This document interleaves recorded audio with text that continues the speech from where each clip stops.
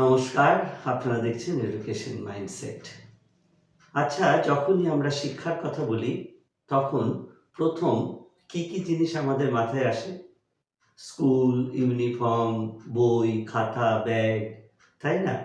কিন্তু আপনি কি জানেন যে আমাদের সন্তান-সন্ততিদের মাত্র ৫০% শিক্ষা তারা স্কুল থেকে গ্রহণ করে। আর বাকি ৫০% তারা কিন্তু বাড়ির থেকে শেখে। আজ আসুন দেখি যে স্কুলের পাশাপাশি বাড়ির শিক্ষা এবং বাড়ির শিক্ষার পাশাপাশি স্কুলের শিক্ষা কতটা পরিপূরক এবং কতটা প্রয়োজনীয় এবং কতটা প্রাসঙ্গিক।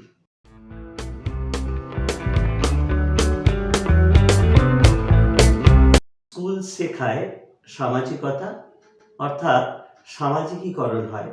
সেখানে সমবয়সী ছাত্রছাত্রীদের মধ্যে মেশার সুযোগ পায়, পারস্পরিক ভাবের আদান প্রদান হয়।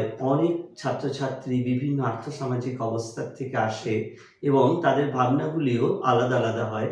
এই আলাদা আলাদা ভাবনাগুলি কোনো একটি জায়গায় মিল হয় এবং তাদের বৌদ্ধিক বিকাশটা খুব তাড়াতাড়ি হয়। স্কুলের মধ্যে শৃঙ্খলা এবং রুটিন শেখে, নির্দিষ্ট সময়ে ক্লাসে যাওয়া, নির্দিষ্ট সময়ে প্রার্থনায় অংশগ্রহণ করা, একটি নির্দিষ্ট সময়ে ক্লাস শেষ করে টিফিনে যাওয়া, একটি নির্দিষ্ট সময়ে টিফিনের পরে ক্লাসের পরে ছুটি, বাড়ি ফেরা। এই যে একটি নির্দিষ্ট টাইম কাঠামো, সেই টাইম কাঠামোর মধ্য দিয়ে তাদের অতিবাহিত হওয়া, ফলে একটি খুব স্বাভাবিক শৃঙ্খলাপরায়ণ হয়ে ওঠা।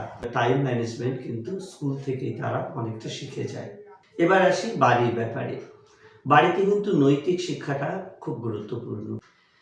নীতি এবং বিভিন্ন ধরনের ডুনসগুলো কিন্তু বাড়িতে অনেক বেশি তারা শেখে এবং সেই শিক্ষা হয় অত্যন্ত জীবনমুখী, অর্থাৎ জীবনে কি করা উচিত, কি করা উচিত নয়। যত না বেশি আমাদের সন্তান-সন্ততিরা স্কুল থেকে শেখে, তার থেকে অনেক বেশি তারা কিন্তু বাড়ির থেকে শেখে। এই জন্য অনেক সময় বলা হয় বাড়ির বড়রা বা বিশেষত বাবা মাই হলো একটি শিশুর প্রথম শিক্ষক। কারণ বড়দের সম্মান করা, ছোটদের ভালোবাসা, বড়দেরকে সম্মান করে নানান ধরনের প্রণাম ইত্যাদি করা, সেগুলো কিন্তু তারা বাড়ির থেকেই শেখে।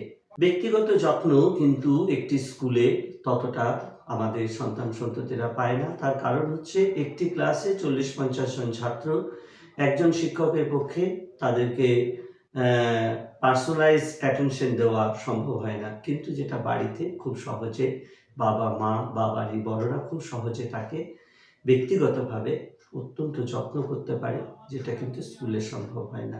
স্কুলের শিক্ষার সাথে বাড়ির শিক্ষার মূলগত পার্থক্য হলো পুঁথিগত শিক্ষা এবং জীবনমুখী শিক্ষা।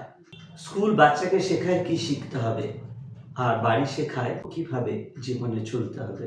আমার মূল বক্তব্য হলো আমাদের অভিভাবক অভিভাবিকাদের এই যে স্কুলের সাথে বাড়ির শিক্ষার একটি ভারসাম্য আনা, অর্থাৎ স্কুলে যা শিখছে এবং বাড়িতে যা আমাদের শেখাতে হবে তার জন্য একটা ভারসাম্য রক্ষিত হয়। তার কারণ হচ্ছে এই দুটি শিক্ষায় পারস্পরিকভাবে যদি না চলতে পারে, তাহলে কিন্তু আমাদের সন্তান-সন্ততিরা মানুষের মতো মানুষ হয়ে উঠবে না। মনে রাখবেন যে একটি শিশু যখন স্কুলের শিক্ষা এবং বাড়ির শিক্ষা সম্পূর্ণরূপে গ্রহণ করতে পারবে, তখনই কিন্তু সে একজন পূর্ণ মানুষ হয়ে উঠবে, সত্যিকারের মানুষ হয়ে উঠবে। আর সেক্ষেত্রে আপনার ভূমিকা অত্যন্ত গুরুত্বপূর্ণ। ভিডিওটি যদি ভালো লাগে অন্যের সাথে শেয়ার করতে ভুলবেন না। সবাই ভালো থাকুন। আজ এই পর্যন্তই। নমস্কার।